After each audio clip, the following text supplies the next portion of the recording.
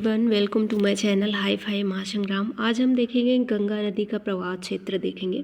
ठीक है, तो ये काफ़ी इम्पॉर्टेंट हो जाता है, एक तो यूपी एग्ज़ाम के लिए और दूसरा इंडिया लेवल पे भी, क्योंकि ये इंडिया की काफ़ी इम्पॉर्टेंट नदी है, उसके लिए ये ज़रूरी हो जाता है। तो स्टार्ट करते हैं। सबसे पहले गंगा नदी जो इंडिया में है, 5 राज्यों में इंडिया में ही बहती है। ठीक है, तो ये 5 राज्यों से होकर के बहती है।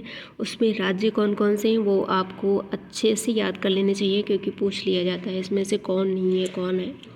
तो यूके उत्तराखंड है, यूपी बिहार झारखंड और वेस्ट बंगाल। ठीक है, ये 5 हो गए। और ये सबसे ज़्यादा दूरी अगर बात करें तो ये है यूपी, और सबसे कम की बात करें तो ये है झारखंड। ओके, फिर हम इसमें नदी तंत्र की बात करें तो ये सीधे इसमें कई सारे धाराएं मिलती हैं, उसके बाद गंगा नदी का निर्माण होता है।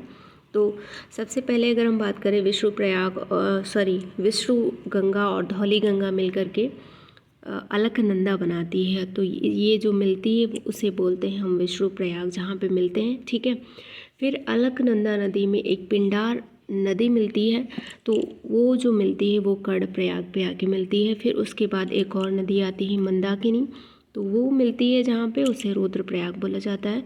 और अगेन फिर भागीरथी नदी मिलती है अलकनंदा में। ठीक है, ये इम्पॉर्टेंट हो जाता है, क्योंकि भगीरथी और अलकनंदा के मिलने से गंगा नदी का निर्माण होता है, ना कि ऊपर की सारी पिंडार और ठीक है विष्णु गंगा इन सब से। तो यहाँ पे गंगा नदी का निर्माण हो जाता है। और ये जो गंगा नदी है ये हरिद्वार से मैदानी भाग में प्रवेश करती है। ठीक है, अगर यूपी की हम बात करें तो ये बिजनौर ज़िले से प्रवेश करती है। ठीक है, कभी कभी कन्फ्यूजन में, कभी कभी क्या काफ़ी ज़्यादा कंफ्यूज रहते हैं बच्चे इसमें, बिजनौर से है या फिर सहारनपुर से है। तो याद रखना बिजनौर से है। ठीक है, आगे देखते हैं।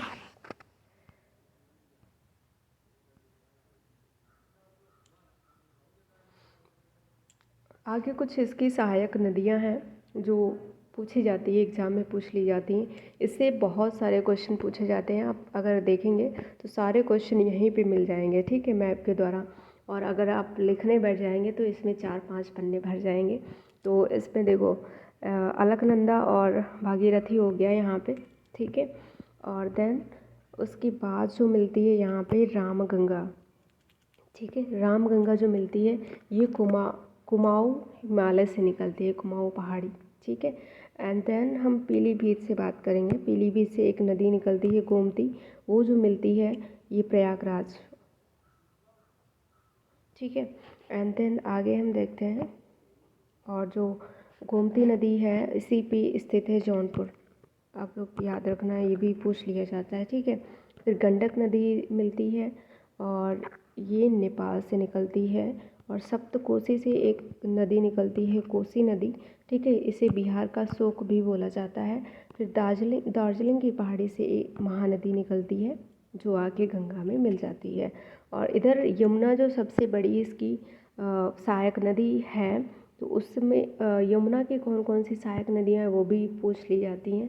तो यमुना की सहायक नदी की अगर हम बात करें तो चंबल है, ये चंबल लिखा हुआ है। ठीक है, चंबल है जो कि इटावा में मिलती है, यूपी के इटावा में, यमुना नदी में। ठीक है, एंड बेतवा है, ये हमीरपुर में मिलती है, यमुना नदी की हम बात कर रहे हैं। ठीक है, याद रखना। और केन है, ये भी बांदा। ठीक है, बांदा में मिलती है। तो इसकी यमुना की सहायक नदियाँ चंबल, बेतवा, केन। ठीक है, याद रखना। और ये भी अगर हम बात करें इसमें तो नहीं पूछा जाता, लेकिन इसमें पूछ लेते हैं बाएं भाग से कि दाहिने भाग से। ठीक है, ये भी याद रखना। तो इधर वाली जो हो जाएंगी बाएं से और इधर वाली सारी दाएं से हो जाएंगी।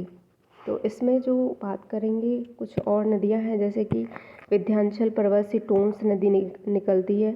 ठीक है, और वो भी गंगा नदी में आके मिल जाती है। फिर एमपी अमरकंटक से एक सोन नदी निकलती है और वो पटना के समीप मिल जाती है आकर के। फिर उसके बाद एक छोटा नागपुर पठार से निकलती है हुगली नदी, जो पश्चिमी बंगाल में मिलती है। ठीक है, उसके बाद ये पश्चिमी बंगाल से होते हुए बंगाल की खाड़ी में गिर जाती है। ठीक है, फिर उसके आगे देखते हैं कुछ चीज़ें और इसमें बसती हैं।